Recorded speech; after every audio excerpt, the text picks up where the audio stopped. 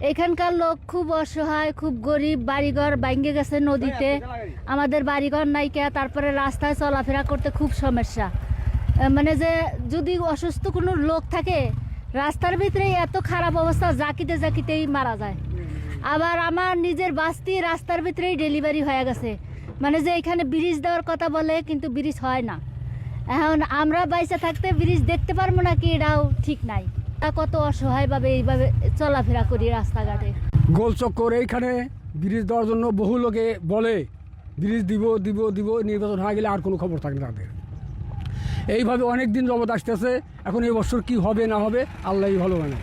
এবারও তো কই যে ব্রিজ আমরা দিমু দিমু দিমু, পরে কি করব মালিক জানে, আমাদের করার মতো ক্ষমতা নাই। চরের মানুষের খুব অসুবিধা, যাতায়াত করা, যাওয়া আসা, ডেলিভারি কেস থাকলে পারে এখানে যখন বর্ষা গুদারা তখন যাওয়া আসা গুদারা থাকে, এবার লোক আসে, যাওয়ার মতো ক্ষমতা নাই।